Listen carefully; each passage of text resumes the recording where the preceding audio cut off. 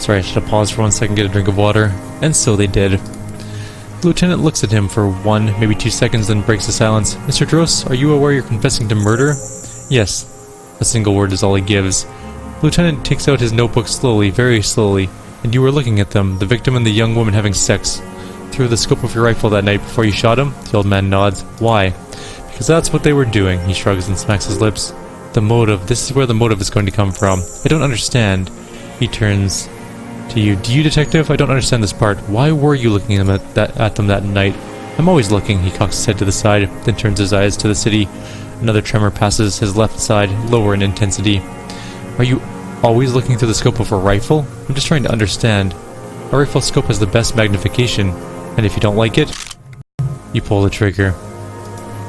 Yes, he looks you in the eye. Think of it as a form of critique. He will not stop now. These dielectric materialist types never do. Exploit it. What specifically did you not like about what you saw the night of the murder? Them fucking. He looks at the charred wood. I didn't like that. So you're jealous. Jealousy is a reactionary concept. I didn't like the Reaver enjoying himself, drugged out, soothed in the arms of a young woman. I wanted him to die so he could not enjoy life anymore. For him to stop reacting to the stimuli, to be broken off from the world, cordoned off into darkness. And I wanted her to see his head explode. He nods. That too. She should know better than to hold a child murderer between her thighs. I knew he'd be there for 1 more second, writhing. That's all it takes for the bullet to reach his head. He squints. Now that I think of it, I wasn't aiming for his mouth. I wanted his brains to spill out on her, but he shrugs. He can't have everything. The caliber of bullet he used does not do that kind of damage. How long have you been watching her? Since she came to Martinez, I saw her sneaking in the reeds early in the morning behind the Feld building. It was dark, still winter. She didn't have her skimpy outfit on then, just a spot in the night moving. Past the Feld building on the coast, what was she doing there? Hiding something in the water. She had a fag after she'd done it. I was up in the ruins there, she couldn't see me, but I could see her smoking. She was nervous, but not scared. And beautiful. And beautiful. That too, he nods. How could you see what she looked like? You said it was dark. The sun came up. Her hair was like cobwebs. She smoked more fags and snorted a line of whatever shit she was on right there. He shakes his head. She needed it to move. What do you think she hid there? Her passport and tickets to Ville, he coughs, and from there to Kyrieru, in the free state of Semenine, hidden away at the edge of the earth near the Pale. This is the hidden buoy she told us about. You looked into it. He nods. After she was gone. Did you keep what was in it? When we found the submersible is empty. No, why would I do that? I don't need tickets to Villiers. I put them back. If I wanted to extort someone, I'd do it better. That implies he's thought about extorting her. Are you sure? We checked the submersible. There's nothing there. He looks to the reeds, confused. Why would I need that trash? I'm not going to Villiers.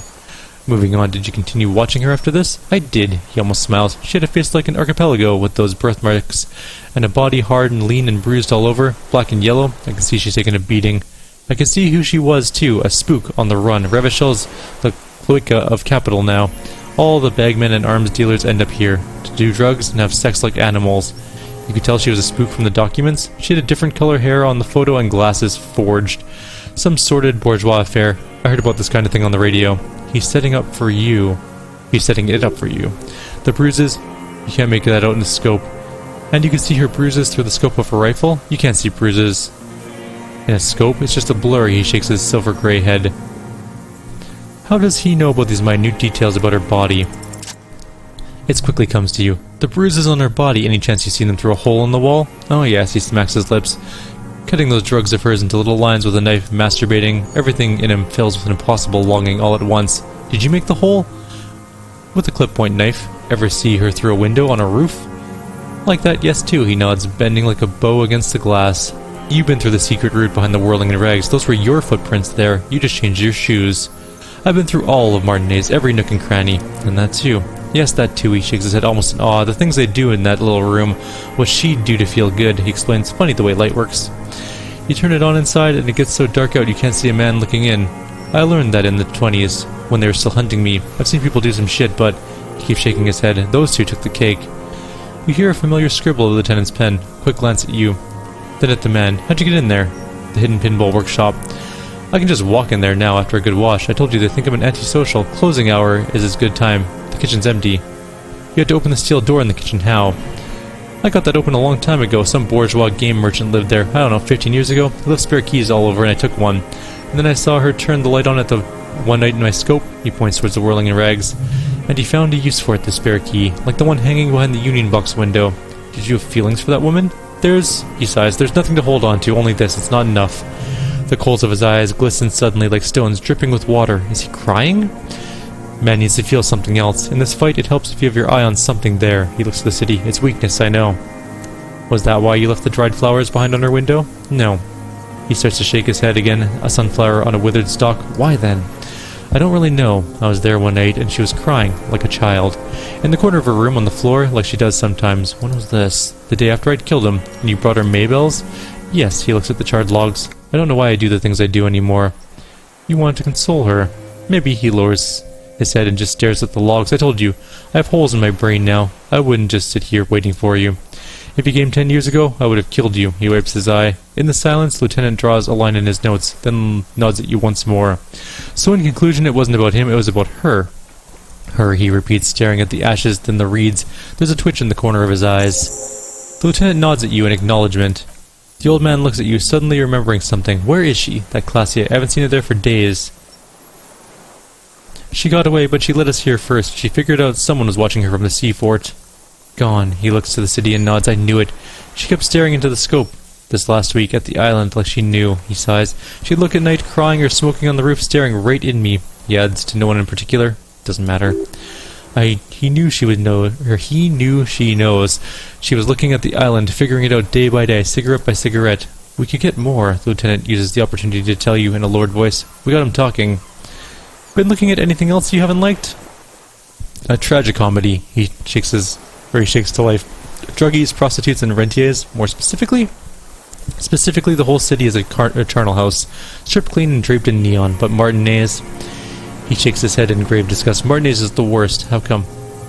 Because of the racists. Everyone's a racist in Martinez. It's their favorite thing to do in the whole world, listening to race-themed radio shows and the ruins in their lorries, he points inland, pumped full of steroids and Radio Revachol 92. Race this, race that. It's all sanctioned by that socio-democratic union and the farce of a social democrat who runs it. Mr. Clare? Yes, the fly larva in his container.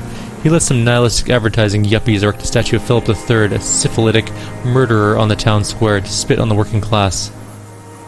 Let him finish, don't interrupt. Not since the serfs of ancient Pericarnassus has history produced a more inert social class than the Martinez proletariat. The rest of Revachol at least pretends to rebuild. These people still live in ruins. In tents, like animals. He points to the church. Like those boom-boom morons on the ice. A pity they didn't drown in that tent of theirs. He keeps shaking his head with sorrow for the sight he missed. That all? The worst of them is that blood-drenched succreant on her yacht, licking her lips. The old whore's gone now. Her gun-toting porcelain men are dead, so actually no. The worst is that old cock parading around in his uniform, throwing balls all day. It's not enough that the racists and liberals are dancing our graves. The old loyalist ghouls still parade in the ruins, too. Every morning is there while the parasites he fought to protect are in often Ozone or Croyant Moraine or some other island they built their palaces on, feeding on drugs and having sex with their own children. That's all the rich really want. Sex with their own children. Throughout history, even the royal bloodlines of the suzerain. It's all just an excuse for them to have sordid sex. This old cunt Frizzell is now dead. I nod. We did good when we pushed him under that horse car. If only, in the 30s, those disco whores. What follows is ominous mumbling. He cannot make out a single word. The disco whores are too much. Hatred shuts down his brain's language center, leaving only nonsensical sputter. There was something about a statue and a nihilistic advertising agency people. Might be worth investigating. There was something about the statue on the roundabout and syphilis. Syphilis is a disease Philip II contracted in a whorehouse. He fires quickly. The statue is an abomination. Abomination? The bacteria entered his brain and made him squander trillions on sparkling wine, cocainium, and monuments of himself. His son Philip III, the insane, contracted syphilis in the womb. He breathes in a wheeze of hatred. That's not technically possible. Although Philip III was not actually syphilitic, he was just mad. And he still went on to govern Revachol for 25 years. We lost 2 million lives toppling that mode of government, and those grotesque statues too, hundreds of them. But it's still there. What a keen remark, he sputters. Yes, it is, isn't it? It's still there. Do you know why? Because cynical advertising yuppies erected a deconstructed version of it? That's right. Some advertising cockroaches erected a cynical deconstruction of it. We tore it down with honest working-class plastic explosives, and there it is again. He shakes his head in disgust. Art is a bourgeois establishment. It's an affront to humanity. Every gallery should be bulldozed, and the artist should be given 30 years of hard labor in Yakokata. Wait, the bullet hole in Philip's heart. The statue had been shot. That was him. Had to be. He's already proven capable of taking a far more complicated shot from here. It was you. You shot the statue. There's a bullet hole in his heart. I did, he nods. A needless sentimental gesture. I should have spared the bullet for the deformed monster of liberal capitalism. Shameful, really. Yes, shameful. The lieutenant takes a quick note. So many others to punish over the years. Isn't that right, detective? He turns to you. That's it for the statue, then. Tell me, Mr. Dross. The fat union man let them put it there, corrupt as he is. Probably got a fat check for it, too, shared with the law. He keeps having opinions about the union's leadership. Disco whores? Whores is all he says. Even that word has to be pushed through his teeth with great force. The rage seethed too hard. You mentioned the Union is a social democratic, and Mr. Clare, a farce of a social democrat. Another hideous disappointment, he posted the ash. Unions are the real enemy, the true enemy of the proletariat, placating the masses. Disappointment so personal. He displays a familiarity with the Union's top brass. Who's a disappointment? Everard Clare? That deformed toad? I wouldn't expect him to wipe his own ass. I mean the brains of the operation, the smart one. Edgar. You mean Edgar, Everard's brother. The old man chortles with a nod. He talks big game about uprising and social base. They must have sent the smart one to some university in Le Jardin, where it's alienation this and hegemony that. So you've talked to Edgar. First against the wall with him. He stops poking around at the ash now, just shakes his head. The Clares wouldn't miss a man hidden in their own backyard, not all this time. Nothing happens in modern days without them knowing. Of course, maybe the Clares asked him to. Mr. Dross, did you kill the Krinable mercenary for the Clares to incite a riot? You know why I killed that fucker droid. He shakes his head. As to Edgar, I'm not doing anything for that swine again. Again? What have you done for him before? I tried teaching him some Mazovian socioeconomics. They didn't stick. We parted ways. He coughs. Okay, he didn't do the hangman for him, but he's insinuating something. I'll try it out. Oh no, the connection doesn't come to you on such a pivotal moment. Dumbo, do something. You can't zone out now. This isn't Doodle-loo dance time. Slap yourself in the head again. Jumpstart it. Punch myself in the head. Officer, the lieutenant watches you beat yourself in the head again, the second time in this interview. He quickly realizes what is happening. Mr. Dross, about this deal you made, he turns to him. With Edgar, the death of the Krinable mercenary was the only coincidentally beneficial to the Clares, but, he leans closer, what about the other people you killed for them? Other people? Like the previous Union forewoman of the Union. That's it. That's what you weren't connecting yourself. He wags a finger at him. I didn't fight 40 years to end up an informant for the international regime. What happened, happened. Still dumb. Your eyes are transfixed on his digit. It's yellowed with nicotine. You are the law. He must divulge the information. You fucking killed the previous foreman. I know it. Look who's up, he grins at you from the drunken stupor. This one's worse for wear than me. And so emotional. Life is hard for us human beings. In deregulation hell, isn't it? We have plenty of time to talk about this later, Mr. Dross. Lieutenant does not let him gloat. When you're in pre-detention. It could take years in pre-detention. Go ahead. The straggler closes his gap-toothed smile. I've been in solitary confinement my whole life. Ease off of it. This was not an unmitigated disaster. The lieutenant mitigated it. Just proceed calmly.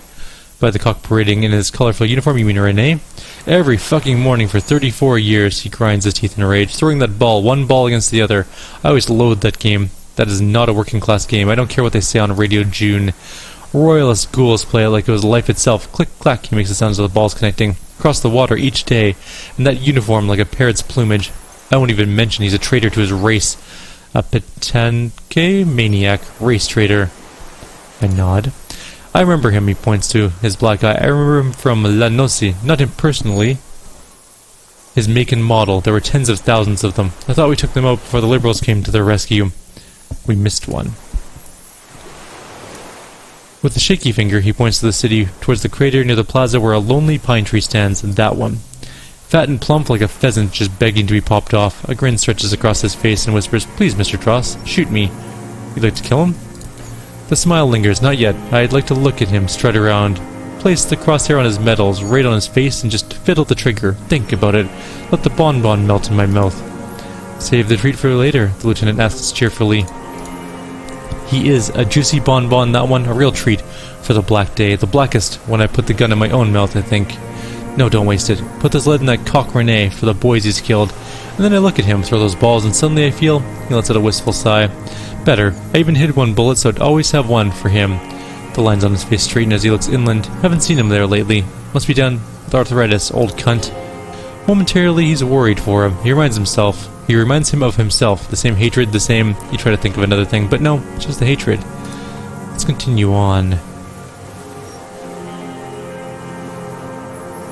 Let's try and assess his body language. Probably not going to get it. Oh, we actually did. Holy shit. What strikes you about this gaunt old man is not the stomach pain or the cough or the malnutrition. For a man who spent 44 years hidden in the urban wild, he's surprisingly okay. Indeed, he speaks fluidly, his movements are rapid if erratic, his voice, despite the cough, is there. It is capable of expressing complicated ideas. Above all, he seems animated, but by what? It's a mystery. This animation comes at a cost too. Erratic hand gestures. Thought processes cut off like threads as he just stares off at the logs or the reeds. He also suffers mood swings bubbling to the surface, unconstrained by his nervous system. Dementia? You've seen demented people before. This feels similar yet different. When his thoughts move on, they are lucid, keen even, not senile. Is it some kind of substance damage? Like he's addicted to something? Not only painkillers he's clearly on? Mr. Dross, are you on some kind of psychoactive substance? No, he snaps out of the staring through you. I won't be stuffed full of shit like the rest of the city. You said you take painkillers, the lieutenant follows your lead. I take them to cope with the pain of the city, or the people of the city use painkillers because they have pain. Untreated illness, not enough money for a greedy doctor. He is indeed very lucid at times. It's not a downer, rather an upper, judging by his snaps. Are you on amphetamines? Like some kind of decadent rock star, he doesn't dignify it with more than an answer. Mr. Dross, are you okay? How's your memory? He waves his hand, chasing something that's not there. No, I'm not okay. I shit blood, I'm surrounded by insane people. There it is again. Erratic hand motions, bouts of rage, and the stomach thing too, of course. Could it be a symptom of overdosing on something? Something even you have not tried? Keep your eyes peeled. I don't think we have anything else to say. Joseph Lilianovich Dross, you're under arrest for the murder of Ellis Courtenier. What? The old man's eyes filled with unexpected terror at the words. But you said I'd be taken to the... This terror is the sum of the uncontrollable movements and mood swings he's been exhibiting. Your wayfarer rights have been suspended. Information provided to the officers on the scene will be used against you by the prosecution. You will be given legal counsel within 1 week, and you must face court in 44 days. Do you understand? Do you understand? But... Kimmy's afraid. No, I don't want to. I have to stay here. He looks at the reeds, eyes submerged in growing terror. He's sweating. Beads are forming on his forehead. Pupils are dilated too. Eyes getting blacker and blacker. Your confirmation is not required, sir. The lieutenant turns to you. Now on to the boat. First aid, does it have room for 3? Not really, he shakes his head. We can escort him to the pier, then either one of us can take him inland while the other stays here, but there's something you're not getting here that he's realizing. But what? The lieutenant shakes his head, frustrated. Who watches over him? There, while I come back for you. Lillian, you could ask her, maybe. Maybe you can just ask the netpicker to watch him. This is no harmless old man, the lieutenant shakes his head. This fucking world, he stares at something. Who knows what? In the dust, this world, what is it? Below the confusion and rage, a fit of je me vu, like yours. The thought passes, more pressing matters take its place. No, listen. Now. Let's try it. You thought you heard something, but it's just the reeds. Maybe we could all fit in there. You could come back for me, once you've taken him to the precinct. No, it would take a whole day on this island. You go and transport the prisoner. I'll be here. I can escort him to the pier with you. No need to be polite. I'll do it. This world, the old man repeats. What are you talking about? Is this... His voice drowns out in a sudden gush of wind. Us? The wind is cold from the east. Your skin is crawling suddenly. Is the pail coming?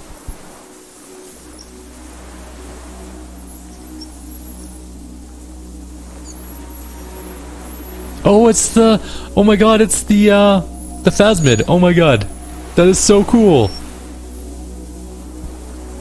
Your skin is crawling suddenly.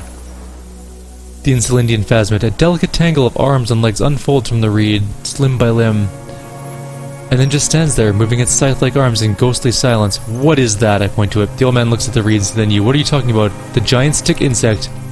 He looks confused. There's nothing there. The stick insect is over 3 meters tall. It looks straight at you with its tiny pinprick eyes and its grotesquely small head. You feel your legs shaking under you, and your gun hand rise instinctively. There it is. I see it. Tell me what you see, damn it. I can't make out one small thing in the reeds. Kim, can you see it? I can see it. 4 simple words. Thank God, if you can see, then you're not insane. But that means it's really there, spinning slowly in absolute silence, its limbs long and slender. Be very, very careful, the lieutenant whispers, then takes a step towards the giant anthropod. What is this? We're getting reports of normal, reasonable, temperate political opinions somewhere in Martinez.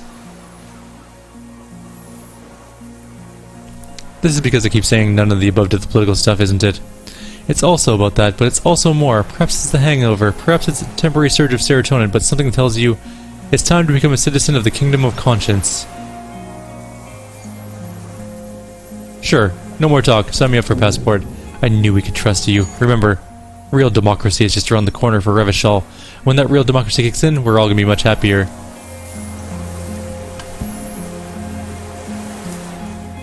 There it is, brave little army in your pocket. The first smokes platoon. Oh, I'm not gonna smoke. Okay, let's get rid of that. I'm gonna approach the thing. The creature stands on long, stilt-like legs, antennae hanging from its head like a woman's hair, white and curled from the tips. It's no more than 5 steps away from you. Reed-like tufts stick out of its joints. As the insect moves its forearms, it produces a faint hiss like a reel-to-reel machine spinning after the tape breaks. This is the Insulindian phasmid. As the lieutenant whispers behind you, you hear the familiar ring of his jacket unzipping slowly, painstakingly slow. You glance over your shoulder. The man holds a piece of milled aluminum. He begins to pull it out extremely carefully. It's the camera. Are you sure you won't scare it off? We need a photo. No one will believe us. He continues to pull the lens open. From the corner of your eye, you see a sudden cascade of motion ripple through the phasmid's limbs. A series of ultrasonic clicks fills your ear. Stop, let me approach first. I won't be one of those fools who didn't take a picture.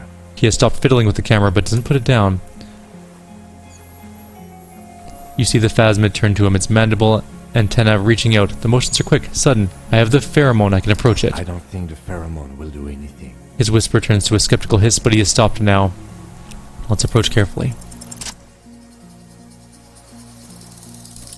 Slowly, with your breath held, you take 2 small steps towards the phasmid. The creature lets out a series of ultrasonic clicks that swarm around your head like swallows, like laughter, a sort of happiness. The tracheal system on the creature's abdomen expands in front of you to take in and expel air. It's smelling you. Hissing and clicking, it extends its mandible-like antenna to greet you. You're right below it now, looking up at the colossal chitin of its white limbs. The head of the creature is crowned by reeds, and its eyes are like small droplets of water. It's smelling me. Maybe it is real. The pheromone. The lieutenant's mouth is agape. About now, he's ready to believe in anything. The insect's head is crowned with reed-like scales, the shape of seed heads. They rustle as the air moves. The ventricles of his abdomen continue to expand like lunglets, breathing you in, your sour, greasy semiochemicals on the breeze. Raise my hand slowly. The insect stops its stridulation, seeming to observe you. Below its crown of reeds, little pinprick eyes detect motion, glittering. The world stands still around you. Suddenly there is silence. Raise my other hand too. As you do, the invertebrate comes to life, its limbs moving independently of another, as if it has a mind of its own. They are white like stalks of porcelain, knitting above you, praying to you. Don't pray to me, I'm nothing. The reed creature does not stop its stridulations. It towers above you, parting the reeds it emerged from. Tufts-like structures still rush around its joints. Hello, I'm Harry. I don't really know who I am. No reply. A total ancient silence comes from its mouth, along with what appears to be some kind of foam. The stridulations of the limbs continue all around you. I stand on my tiptoes and look more closely. You were right. Little bubbles form on the mouthparts of the creature.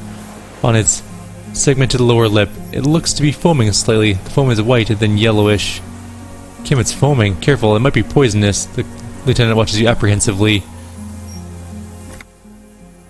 The foam slowly turns a darker shade like burnt caramel. As the insect moves its mouthparts, masticating, the little bubbles begin to burst one by one. What are you doing? I exist. I exist too. Tell me what it's like for you. Fire. Burning. Fire where? Inside. No, on the horizon. Pale fire. This thing we're both sensing is coming to an end. That is your problem. Nothing ever ends for me. There's only room for 2, maybe 3 pictures in my mind. For me, it's a series of half-lit images, the kind of darkness being intruded upon, transient, dim, moist. So what if the next picture doesn't come? This creature is not the photographer, just the camera. Intruded upon by whom? Shapes of plants and animals and internal sensations, a swarm of sounds, tiny vibrations on the inside of my forearms, all speaking of complexities totally beyond my understanding. I am at the end of a narrow funnel, weightless. So light it only feels like something to be me. In truth, perhaps I'm nothing. I certainly do not have a soul, and if I did, it would never burn. I am glad to be me, an incredibly sensitive instrument. Few of us can begin to imagine the horror of you, with all of creation reflected in your forebrain. It must be like the highest of hells, a kaleidoscope of fire and writhing glass, eternal damnation. Even when you're sleeping and when you wake, you carry it around on your neck, with eyes open that cannot help but swallow more behind the mirror.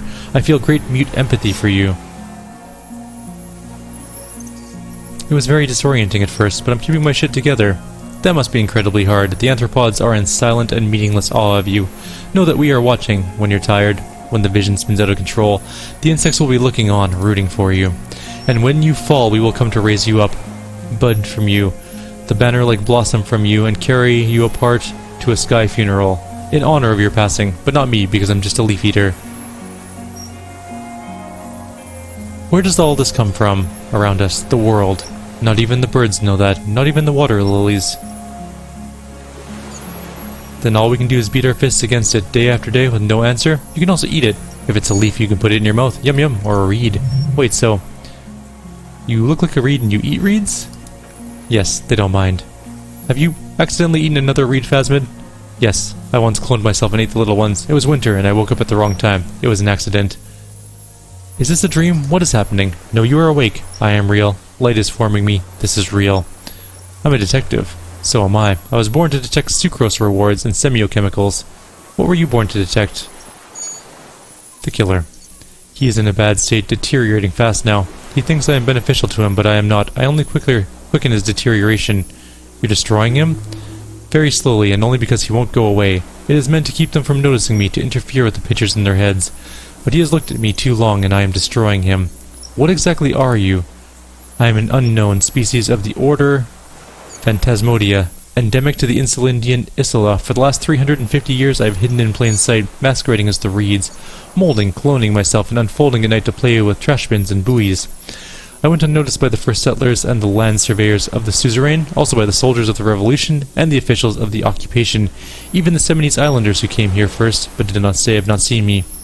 I have stayed hidden through 4 forms of government and 2 scientific revolutions, until I was accidentally discovered by a detective of the Citizens, Militia, and Revachol district of Martinez, March 51. That's insane. No, you are. The moral of our encounter is I am a relatively median life form, while it is you who are a total extreme madness, a volatile simian nervous system, ominously new to the planet. The Pale too came with you. No one remembers it before. The Snidarians do not. The radially symmetrics do not. There is an almost unanimous agreement between the birds and the plants that you are going to destroy us all. Wait, the Pale is human-made? It is a nervous shadow cast upon the world by you, eating away at reality. A great unnatural territory. Its advent coincides with the arrival of the human mind. I don't have that kind of power. You are a violent and irrepressible miracle. The vacuum of cosmos and the stars burning in it are afraid of you. Given enough time, you would wipe us all out and replace us with nothing just by accident. How? We suspect it will be something like the oxygen holocaust that wiped out anaerobic life 2.6 billion years ago, when organisms first started breathing, only much worse. Instead of air, you exhale thoughts. There are no trees that eat thoughts. Worse how? Everything your eyes touches goes back there, behind the nerve mirror. What if you blink? Are we still here? Please don't blink. What if you misplace us all one day, or just forget?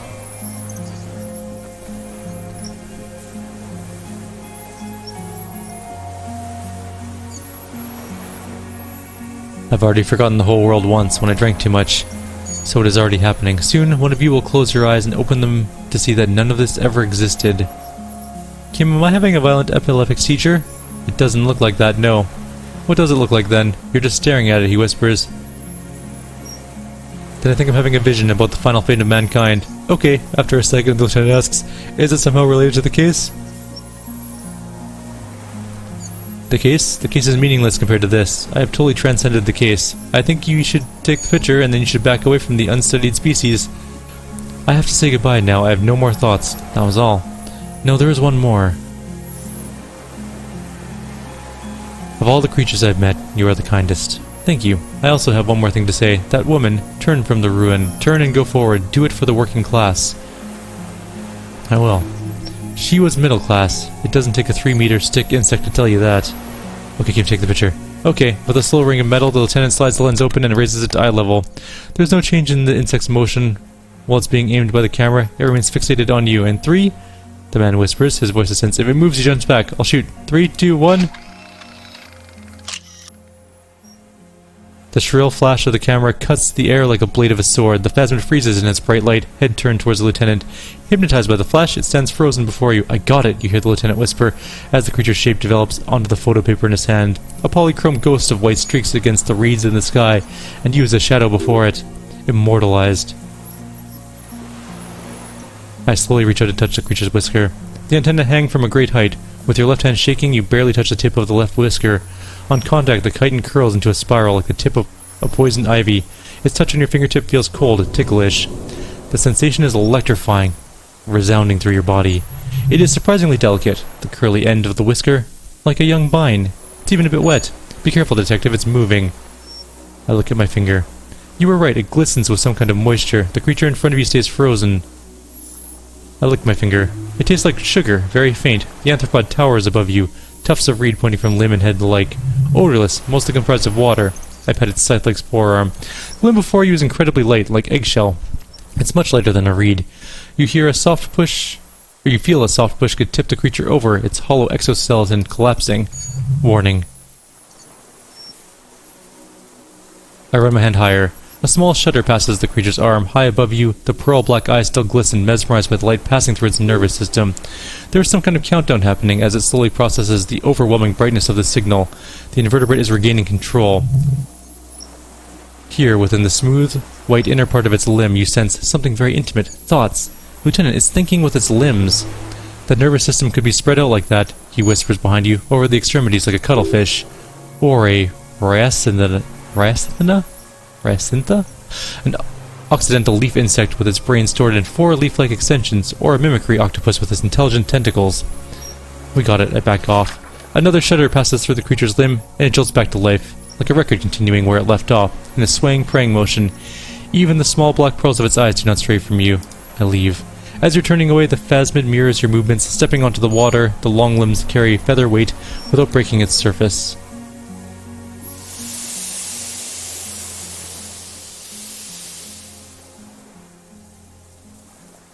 Huh.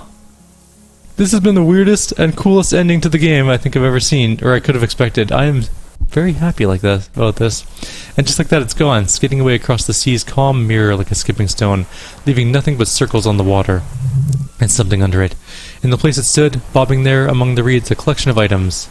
It's gone. The lieutenant looks north with his hand raised to his brow. It's not in the reeds. He squints. Looks like a nest of some sort. We should have a look. Can walk on water? Apparently, yes. Like a water strider, only...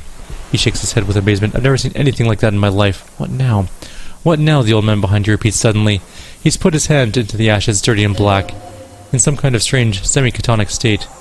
Our suspect not looking so good. We better go check on him. Wrong, we're checking this thing.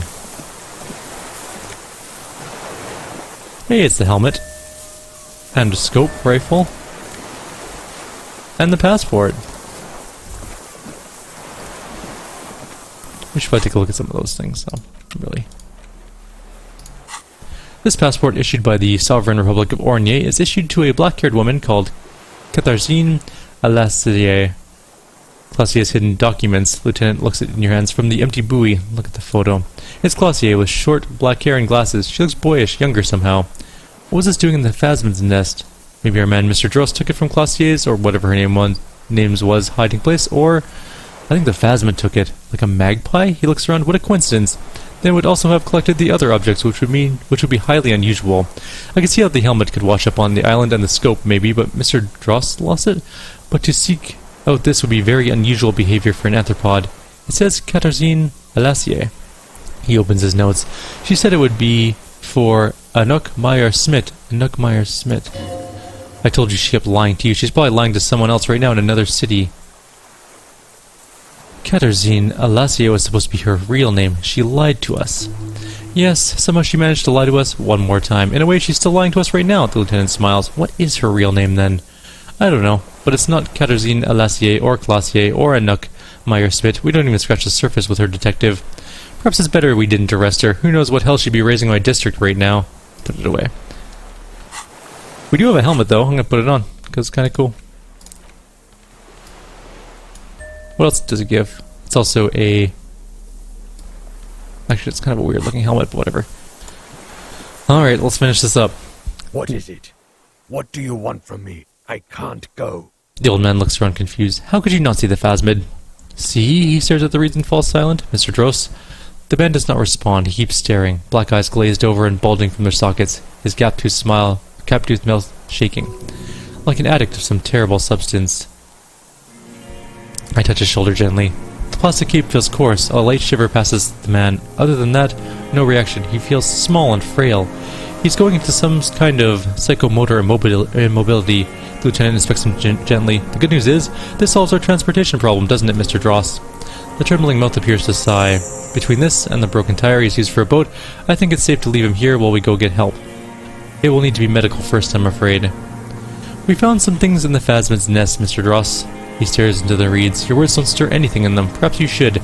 Tap the helmet on my head. Nothing. Just dull staring. Not even rage left wherever he is. If Kuno kicked it into the sea, as he said he did, the ebb would pull it back here. This makes sense.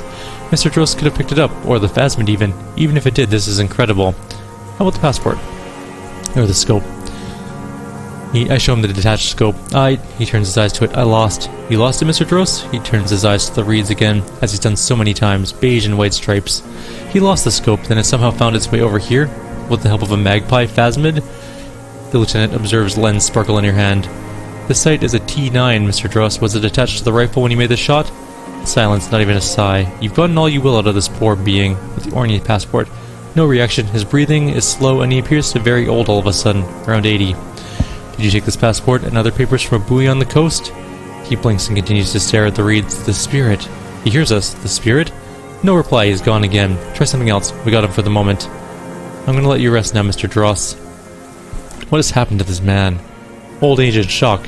He looks around at him, then you. I think it's the phasmid. Yes, the arrest and the appearance of the phasmid and the combined stress. He looks at you, but you don't think it's something more than that, do you?